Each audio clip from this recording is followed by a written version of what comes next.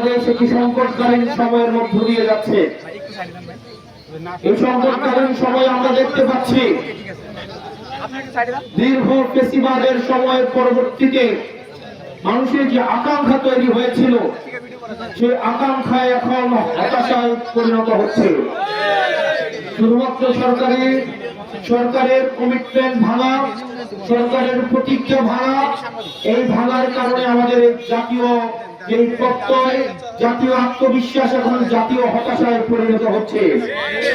আমরা প্রত্যাশা করেছিলাম এই সরকার এসে একটা শক্তিশালী উপকূল ব্যবস্থা এবং সমুদ্র প্রতিরোধ এবং প্রতিরক্ষা ব্যবস্থা তৈরি করবে, ট্রেন বাহিনীকে শক্তিশালী করার জন্য মনোযোগ দিবেন এবং একটি নেটওয়ার্ক কেন্দ্রিক ব্যবস্থা গড়ে তুলবেন। অত্যন্ত দুঃখজনক বিষয় আমরা দেখতে পেয়েছি সাইবার ও ড্রোন প্রযুক্তিকে সক্ষম করার পরিবর্তে আমরা এই সরকারের স্পষ্টতই কোন প্রতিরক্ষা ব্যবস্থা, প্রতিরক্ষা নীতি আমাদের সামনে উপস্থাপিত হয়নি। আমরা প্রত্যাশা করেছিলাম সরকারি অফিসগুলো ঘোষ এবং দুর্নীতি মুক্ত হবে। অত্যন্ত পরিতাপের বিষয়, সরকারি অফিসগুলো এখনো পর্যন্ত ঘোষ এবং দুর্নীতি থেকে মুক্ত হতে পারেনি। আমরা প্রত্যাশা করেছিলাম এই সরকার গঠন করার পরে বিদ্যুতের সমস্যার সমাধান হবে। দুঃখজনক বিষয়, সরকার গঠনের পরে আমরা দেখলাম জ্বালানি সংকটকে পুঁজি করে জ্বালানির দাম বৃদ্ধি করে দ্রব্যমূল্যের দাম এর সাথে বৃদ্ধি করে দেওয়া হয়েছে। ইরান এবং ইসরায়েলের যুদ্ধকে পুঁজি করে আমাদের দেশের তেলের দাম বৃদ্ধি করে কিছু বর্জুয়া, কিছু ব্যবসায়ীকে সুবিধাভোগী করা হয়েছে। এই সরকার গঠন করার পরে আমরা দেখতে পাচ্ছি বাড়ি বাড়ি বিদ্যুৎ মাঝে মাঝে আসে। সরকার এই জনগণকে লোডশেডিং উপহার দিয়েছে। সরকার গঠন করার পরে জনগণের হাতে হারিকেন এবং মোমবাতি ধরিয়ে দিয়েছে। আমরা প্রত্যাশা করেছিলাম এই সরকার আসলে আমাদের যে পররাষ্ট্রনীতি এবং সীমান্তের মধ্যে যেই ভারতীয় আগ্রাসনের যে অর্থনীতি রয়েছে সেটির বিরুদ্ধে জাতীয়ভাবে সুস্পষ্ট এবং সুদৃঢ় নীতিমালা স্পষ্ট করা হবে। অত্যন্ত পরিতাপের বিষয়, এইখানেও সরকারের স্বরাষ্ট্র মন্ত্রণালয়ের কাছ থেকে আমরা নত জানো নীতিরই আমরা পুনরাবৃত্তি দেখতে পেয়েছি। আমরা দেখতে পেয়েছি আওয়ামী লীগ সরকারের স্বরাষ্ট্রমন্ত্রী যে ভাষায় কথা বলতেন ঠিক একই ভাষায় এই সরকারের স্বরাষ্ট্রমন্ত্রী বর্ডার কিলিংকে বৈধতা দিয়েছে।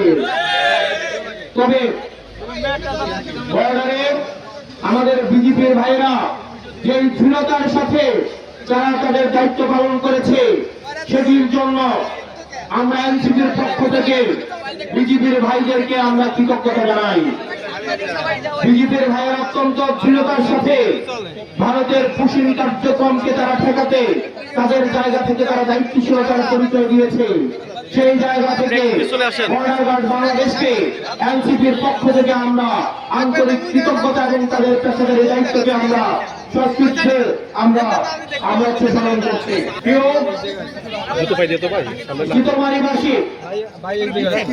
আমরা অতীতের সরকারগুলোকে দেখেছি 2014 সালে আওয়ামী লীগ সরকার কোন নির্বাচন করে নাই। 151টা আসনে বিনা ভোটে হচ্ছে তার পছন্দের প্রার্থীকে জয়ী করে দেওয়া হয়েছিল।